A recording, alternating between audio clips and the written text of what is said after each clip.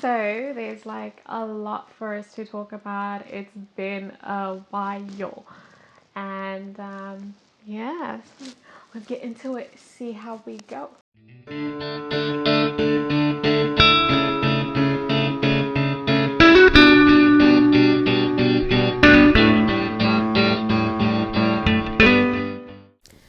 So the other day I put a poll up on Instagram asking you guys, what you want to hear from me.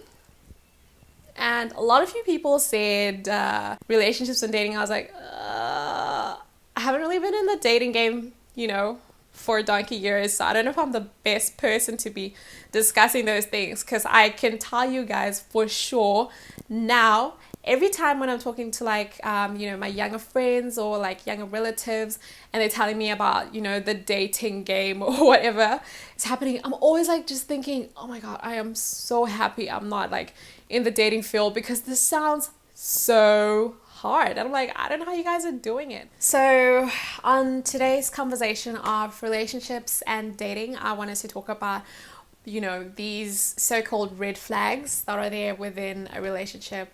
And, it can be the little things, it can be the big things, but most of the times it's not something that like proper smacks you in the face. You're like, oh my God, that's a red flag. No, it's kind of like something like an amber. You're just like, that was, questionable, or I have an uneasy feeling about this. But then we always kind of like sweep it under the rug, and we're just like, oh, you know what? Maybe I'm just overthinking. The most important red flag that you could ever come across is your sixth sense or your gut feeling, because I'll let you guys know now for free, that girl has never led me astray with anything. And every time I've decided to ignore my sixth sense or gut feeling, I don't know which one you guys like to use, it's always come back to bite me in my behind. And I'm like, oh, I should have listened. I should have known. I had an uneasy feeling. And I should have, when it comes to anything business-wise, when it comes to anything work-wise, family-wise, I really listen to my gut, because, she's been really, really, good and honest, and has had my back no matter what. So that's like been the most important. And I want you guys to really take the time to be in tune with that. Another red flag that I feel is extremely important is how you guys fight. And I know a lot of you guys, when you're dating, don't actually get into any arguments, don't actually really fight. But if you're just like a typical normal person like me, you're probably gonna have a fight or two about who knows what. And it's really important to see how you guys fight. Do you fight dirty? Do you fight clean? Do you even out the playing field? Are you both either able to come to the table and acknowledge your roles, like your individual roles in the argument, apologize to one another, and, even have an open and honest discussion and try to grow from that argument? Especially for me, when I was dating Nash, we hardly ever fought. And I think we had just like one big fight while we were dating. And, we both were like really stubborn, and we both were like, oh, we're not gonna, come to the table, we're not gonna discuss this, yada yada. It might have been an issue of pride. It might have been an issue that we actually just needed time out to reflect, to think, to realize which way we really wanted to take things. And the one thing we could agree on is to give each other space, So we needed space at that time. And the other thing I want to say about this space thing is, if you guys are going to give each other space, I think you guys also need to set the parameters of this space that you're having. Epitome of that for me is a person who can actually say, I'm sorry. Not I'm sorry, but just a pure, genuine, I'm really sorry. Family for me. As much as I want to, say, oh, it'll just be our household, we'll just be doing our things on our own, the family's not going to influence anything, you will be lying to yourself. These are the people who you're going to have to be around until, whenever, let's just say until your dying breath. This is the family that you're marrying into for both of you, not just the woman. The man also marries into the family of the woman. So both of you guys are marrying into each other's families. The dynamics are really interesting. I know a lot of people have got issues with their mothers-in-law, and that's a topic for another day, because that needs this whole other segment. But, I'm just always like, Oof, no.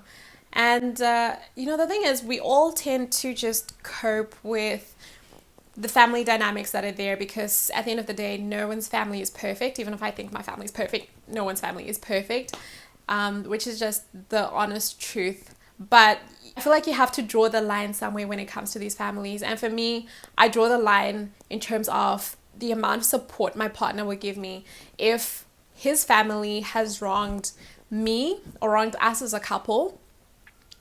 I really would love to see the reaction that my partner takes in all of this. Is he going to stick his hand in the sand, act as though nothing's happened, try to detach, just try to be really cool about everything? Is he really going to stand up for you guys, speak to his family, let them know that what they've done is, not no one wants a part of that. Set a precedent in your relationship, in your dating life, in a certain direction, it's really hard to come up from that status quo that you guys have put in place, So once you make yourself the doormat, once you show these people that, you guys can say anything, do anything, get away with it, then you do have a problem. Trust me, you won't be able to just backtrack and try to change and then become like independent and telling people to their faces like, what you're doing ain't right. No, no. So, and for me, because it's difficult to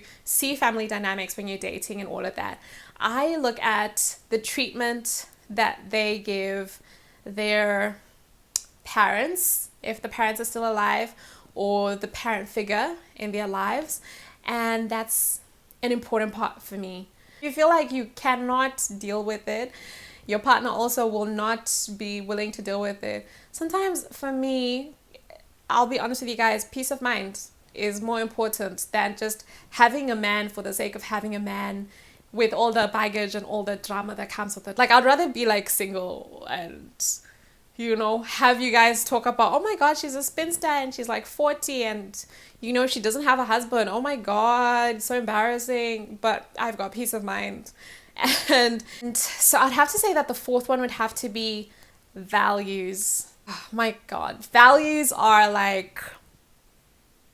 You know what? If you guys don't align, like just generally, if you don't align with your values and are just basically on the same wavelength somehow, it's going to be really, really hard for you guys to reach an agreement on anything, to even decide, how to do the simple things. Like a lot of the arguments that couples have really do stem from the actual concept of values, and that is a huge contributing factor to you guys arguing. And I mean, it's not worth it. It's not worth it. It's not. I'm sorry, I can't. So that's really important. And, your core values need to align somehow, or at least be on the same wavelength. At least I can try to pull the person, bring them up to my level, but not like, take them from a totally different planet and try to put them, nah, that won't work. In my personal opinion, that won't work. So it's really important for you guys to at least agree on the core values of, what your relationship is about, what your relationship holds, who you are as people. And for me, I have a bit of peace of mind with that when it comes to Nash and I, because we tend to have a similar value level. Might be different, but we are on the same page value-wise. I might be towards the end of the paragraph, he might be at the beginning of the paragraph. There might be differences. We might not agree 100% on the best approach to those values, but at the end of the day, we do agree on the overall concept of, what we're trying to achieve, which is really interesting because once you guys have kids, your values will really, really be brought to the forefront. Anyway, so I gave you guys, I think, a good 4 points, on relationships and dating, and I think it's going to really give you guys something to think about. Even though I did say, dating nowadays does seem really difficult, I'm 100% confident that you guys know what you're doing. You guys are really smart and astute people, and you know exactly what you need to be doing. And I'm not too worried. It's just that I've been out of everything for a long time, so everything just seems hard. I'm just like, oh. I guess with practice, everything becomes a bit more doable. Yeah, so it has been absolutely amazing, amazing, amazing, amazing being back. I hope you guys enjoy this one. Try not to make it too long. Be to subscribe, share, comment, tell me, what's like and everything. And I really, really do appreciate your support, you guys. It's been absolutely amazing. You guys have been amazing. And yeah.